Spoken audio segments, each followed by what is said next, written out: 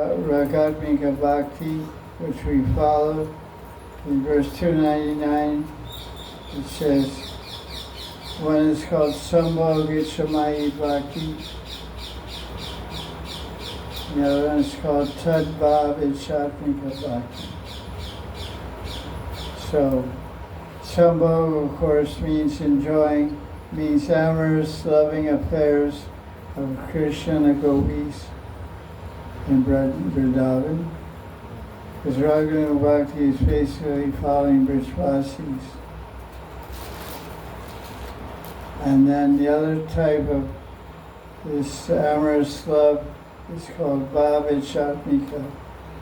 The Icha, the desire of the devotee, is to feel the sweet mood of love of the Kamarup Nitya Siddha devotees. I feel the heart and bhav and sentiments of Radharani, Lalita Vishaka, Rupa Manjari. Desire to attain the sweet nature, bhav, and moods of the Braj Gopis who are directly serving Krishna, but not to desire to have direct amorous union with Krishna, which is called Sambho Gicha. Sambho means enjoying fully, which means amorous union of Krishna and the gopis. So these are two types, main types of Kamanuga Bhakti.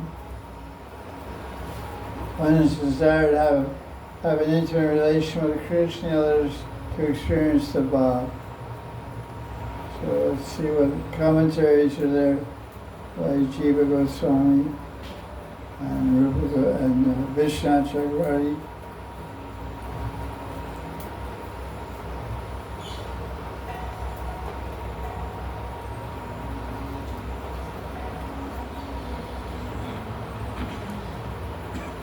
So this Bhav Ichatmika, this is what Manjaris, Dasis, Kinkaris, Radha's maidservants, this is the type of speciality that they cultivate, desire to experience the feelings and bhavas of Radharani when she's with Krishna. Desire to taste the sweetness of Radharani's love in relation to Krishna. And this desire incites Kama Bhakti within the heart of the Sadhaka Manjari.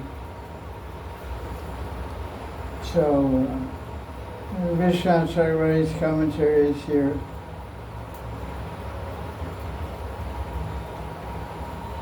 It's basically just repeating things. Desire, both desire and actions are provoked by desire for independent amorous pleasure with the Divine Beloved. This is Sambho. In the same way as Yukteswari, like Radharani, or Lalita, Champak, etc. However, desire for the Bhav is desire to taste the sweetness of Radharani, the gopis' love in relation to Krishna. So, that's nice.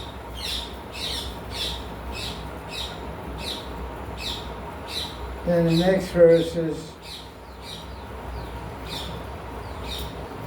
300. Second chapter, verse 300. This gives some more detail how to practice Raghunath Bhakti. How do we develop this mood of Tad Bhavichatmika? He says by Darshan Srimurti Madhuri Preksha, by seeing sweet murtis of Radha and Krishna, Radha Raman, Banki Vihari, Radha Shyam, Radha Madhav, etc. And then hearing the Leelas of Krishna, one develops a longing for the Gopi Bhav after seeing the sweetness of a murti, or hearing the pastimes of Krishna with the gopis. So Jiva Goswami says, before this, in verse 292, Jiva Goswami said just hearing about Krishna Lila, the gopis, is the cause awakening desire to attain the bhavas of gopis, gopi bhav. But here Rupa Goswami expands the concept, not only hearing but seeing a murti, seeing a painting or a painting of Radha and Krishna's Leelas, like Juan Leela or Holy Leela Rasa, can inspire one's heart and mind to attain that type of feeling, that type of love for Krishna.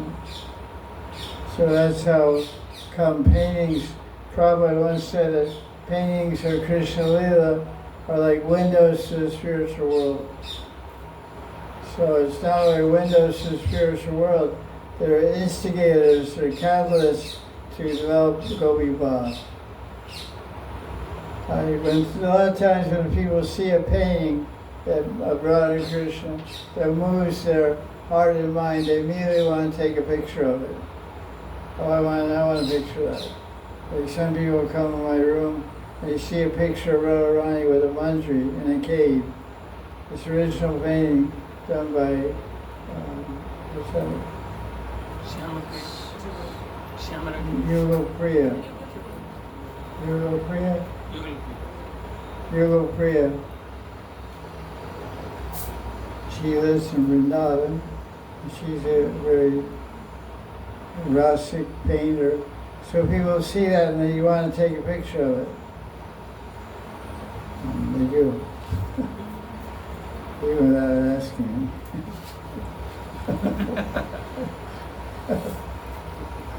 I see on their websites and stuff. And that's my picture. It's original painting, you know. It's not a copy. So you can't get a copy unless you steal it from my room. So, a lot of thieves out there. Thieves taking pictures of thieves. There's Krishna's in the painting also. Radharani's in the cave and Govardhan teaching a manjari how to play Veena, and Krishna's peeking in from outside the cave. So somebody steals the picture of a thief. That's what happens. You rob the bank and somebody robs you. The thief steals from the thief.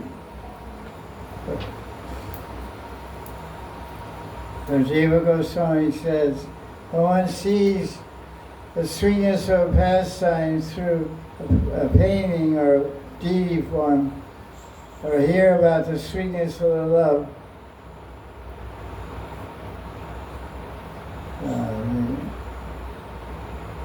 interesting, Jiva says, if you don't hear about this, you don't hear about Radha and Krishna's pastimes for the gopis, there will be no manifestation of their basic forms in the pastimes. Hearing about Krishna gopis, even without seeing a painting, without seeing murtis, is so effective that if someone hears about it, they will develop a longing for the bhav of the gopis. That's the power of these shastras. We have Bhavana Sarasangra. I'm right now narrating it. I'm recording it. So you'll be able to hear it in the future. Or you're reading it now. And that's creating samskaras and deep impressions in your subconscious mind, which will enable you to develop and cultivate your bhav. So the most important to hear and read, because from that the forms and bhavas of Krishna gopis manifest in the mind. That's what Jiva Goswami is saying. So, how many times do we have to hear and read for that to happen? One time? Twice? Hundreds of times. Because we have so many other impressions in our mind. How many wives have you had? Not this life. And how many previous lives? So you have impression of wives and husbands in your brain. Impression of your little doggy, the little kitty cat, your favorite parakeet, mother, father. Like my brother's first daughter, who I met in 1981 and taught her the Hare Krishna mantra. I saw she was following my Facebook because she has the same last name as me, because she's my brother's daughter. So she's my niece, I guess. So I haven't seen her since 1981. She's 52. So what's that mean? Now she's 52. Yeah. 6 years old. You met her. Maybe she's older. She was 8, so maybe she's 56. So I saw her name. I said, that's strange.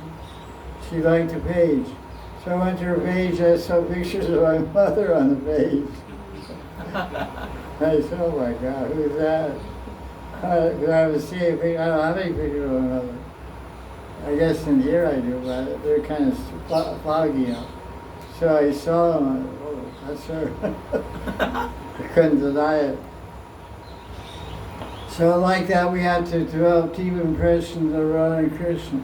That's why generally we find that people that do bhajan and rag marg, their kutirs are full of pictures of Radha and Krishna Leela and Murtis. It's very anakulia. Sometimes, I know one devotee, his name was Avadut Baba. I think his name is Avadut Baba. He's now in Bhagavad Nivas. He used to live in Govinath Mandir, a little room. Inside the room he had pictures of hundreds of saints all over his wall. Hundreds of saints. He had Bhakti Thakur, Goraki Shore, Jagannath Das Babaji. Didn't have Bhakti Siddhanta. But he had all kinds of saints in there. And he invited me in. I was looking in his room through the door from the temple of Radha Gopinath at Radhakund. Because somebody told me he had all these pictures, and I was curious who he had in there. So I don't know him, so I didn't go in the room. So he came up to me and said, he said, you want to see inside? I said, yeah. So he took me inside. It's like 500 pictures all on the wall. He lives in there. All these guys looking at him. It's pretty powerful impression. So that's what Jiva Goswami is saying, that these paintings create strong impression in their mind. We should always look at the paintings, because now we're scrolling and looking at all kinds of nonsense stuff, but that's not recommended. Verse 301 and 302 gives examples of those people that saw Krishna personally or Ramachandra and got inspiration for Gopi Bhava. And he's giving an example, even men can become gopis, and there's so many examples of that. In Treta Yuga, the sages at Dandakaranya forest, they saw Ram and Sita and Lakshmana moving through the forest. And when they saw Ramachandra, they were worshippers of Krishna themselves, but they had a desire to become a gopi. When they saw Ramachandra, they wanted to be a lover of Krishna. So Ram blessed them, and they took birth from the wombs of gopis in a different region.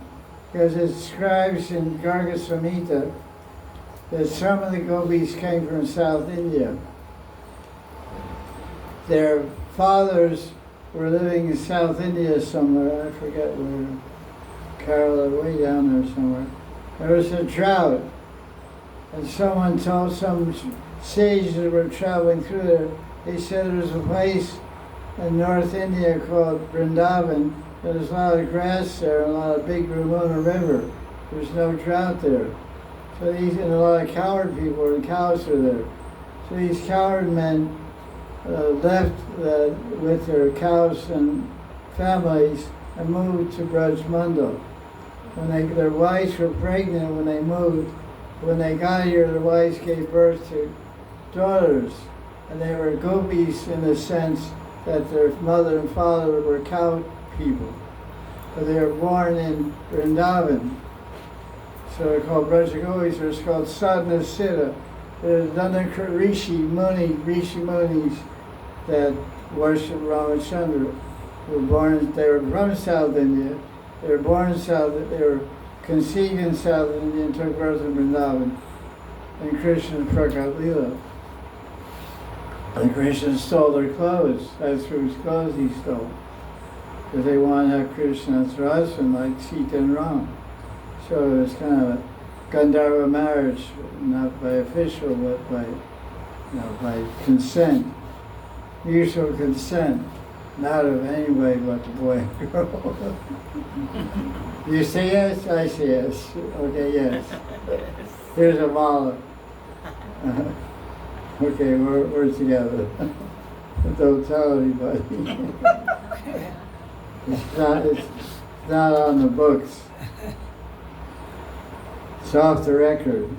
It's called relationship based on love. Marriage is love based on relationship. Maybe. Relationship is established by marriage function. Doesn't mean love is there. Maybe, maybe not.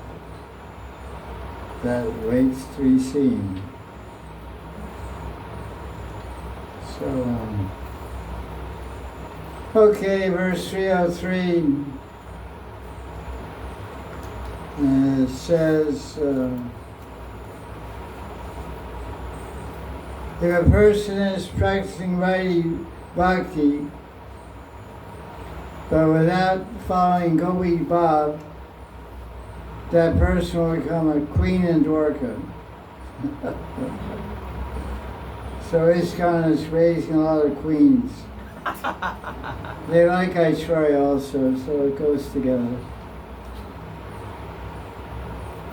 And the commentary on verse 303 by Vishnu says, page 338 if you're following your book, those who have a desire to taste the sweetness of Radha in Krishna Vrindavan, but are worshipping in Vaidhi Bhakti, using mudras and yas, do not attain Krishna and Dwarka with Rukmini, because they don't have that aspiration.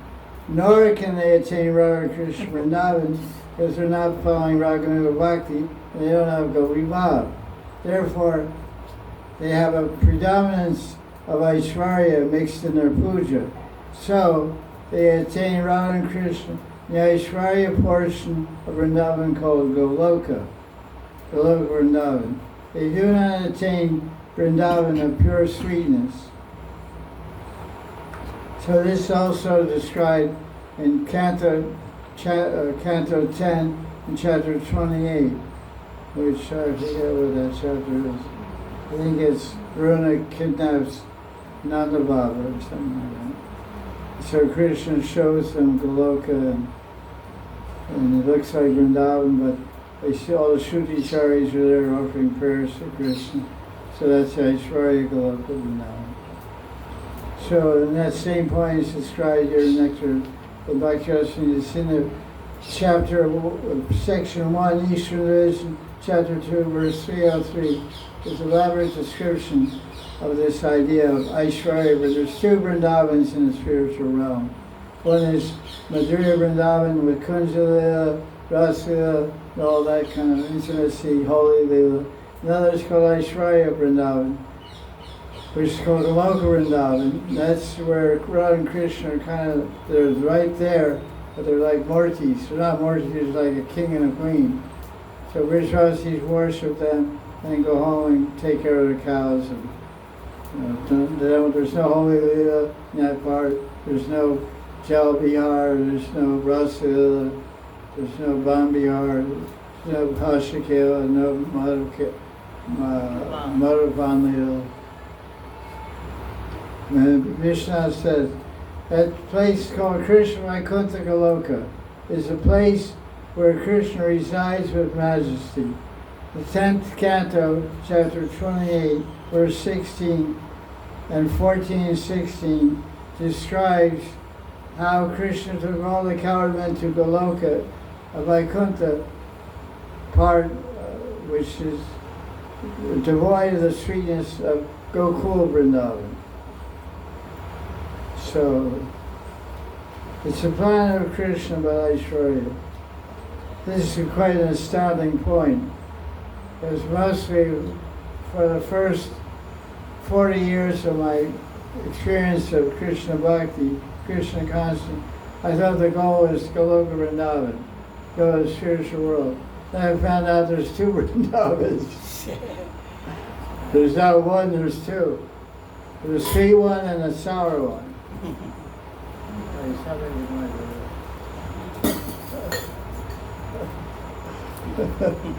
There's a Madhurya one and there's Aishwarya one. So I was bound for the Aishwarya one, because that's how I was trained, Vaidhi Bhakti, Mangalarti, 16 rounds, all that stuff. I didn't know anything about Rag Marg or following gopis or meditating, just praying to them, etc. But now I have a different idea. So maybe I'm lucky some lifetime I'll get to Madhurya Vrindavan. Vishwanath explains his whole commentary here in this verse 302 and 303, very important verse. 1, 2, 303, all about this. This whole concept is also in Rupa Goswami's book, Laghu Bhagavatamrita. He explains that Mathura has two parts. One is called Gokul, and the other is called the city of Mathura. Gokul has a majestic part which is called Goloka. Madhupuri refers to the Goloka part in Mathura city. Gokul is known for supreme sweetness, and Goloka portion of Gokul displays majesty. It's all there in the commentary on page 340. Very important commentary, very important philosophical point, which everybody doesn't even really knows any idea about this. It's Rupa Goswami's teaching. It's also in Brihad Bhagavatamrita too, by son Goswami. The Goswamis are fully aware of all the tattvas. Verse 304, because it's been talking in the last couple of verses about how men can become girls. That's already happening in the mature world. Everybody's sitting here, a man's right in front of me, there's going to be a girl next time. The joy. Hi. Maybe in the spiritual world. You're lucky. But probably not. If you're unlucky. It's not so easy. It's not so easy to get a spiritual body. But so it's explaining that getting a serve as a mantri is open to everyone. Anyone can. So it gives the example of the sons of Agni who became gopis also. Or they became queens in Dwarka, Vishnu said. They became maidservants of the queens of Dwarka, because the queens in Dwarka are Nityasiddha Parikars, fixed in the position of Swakya Bhav, wedded wives of Krishna. So then he talks about Sambandha, text 305, Sambandha Anuga Bhakti. This means relationship, Sambandha, relationship of a parent of Krishna, a friend of Krishna, or a servant of Krishna. So they follow Nanda and Yashoda, Subal and Sridham, and Raktak and Patrak. And there's a whole way commentary about that. In text 307,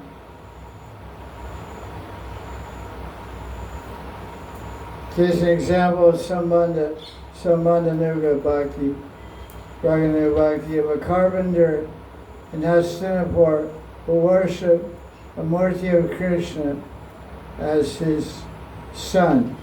He got Vatsalya Rati perfection, got to experience Vatsalya Rati parental love towards Krishna in the spiritual world.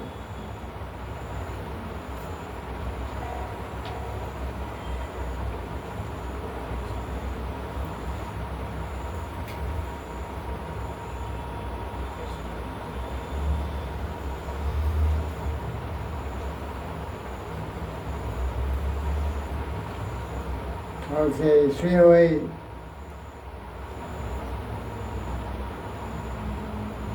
He's still talking about Sambandhanuga.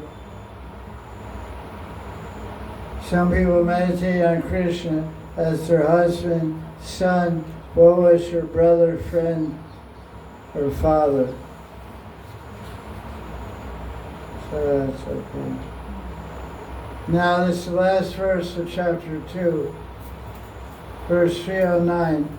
So he talked about you need greed to practice Raganuga Bhakti. Then he talked about how to practice Raganuga Bhakti by following an eternal resident of Vrindavan, following their seva, and following their pastimes, and praying to them and singing murti to them, and always hearing and reading about their leelas with Krishna and the gopis. These are the ways to cultivate the impressions, the samskaras, and the sentiments and feelings of an eternal servant of Krishna, Gopal Vrindavan. So he says, the whole thing that motivates, that makes the whole thing possible is mercy. Mercy of Krishna or mercy of the devotee. But primarily it's like 99% of it is mercy of the devotee. 12309.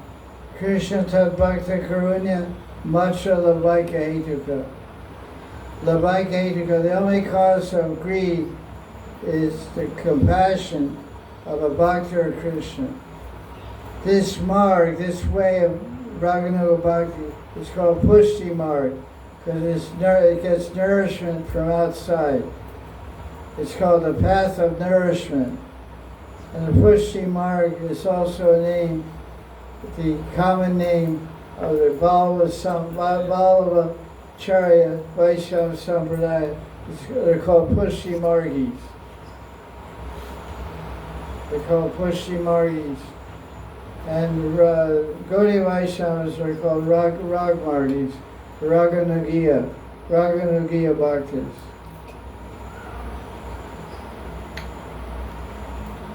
So the only cause is the mercy of a devotee to attain greed to follow Raganuga Bhakti. Mukunda Das Goswami. Who is Mukunda Das Goswami?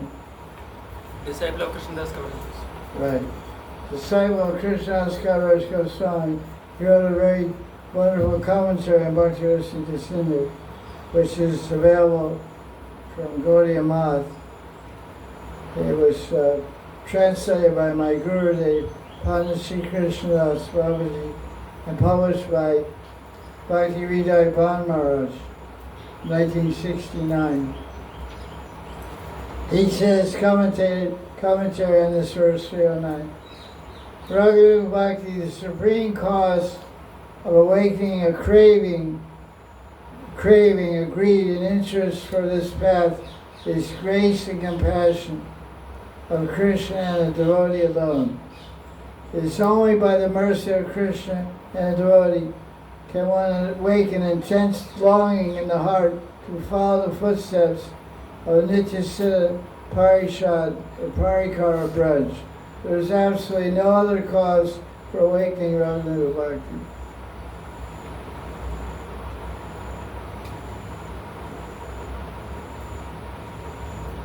So these Babas can awaken in an offenseless person upon seeing a Krishna's murti or painting, if one already has the greed. So it's very rare, only attained by the grace of Krishna. Some people are under the impression that Raganuga Bhakti follows Vaidhi Bhakti. Is that true or not? No. It's not true at all. People can practice Vaidhi Bhakti for 50,000 years. and not take up Raganuga Bhakti. Sometimes even preach in some missions, just keep doing Vaidhi sadhana and eventually you'll develop Rag.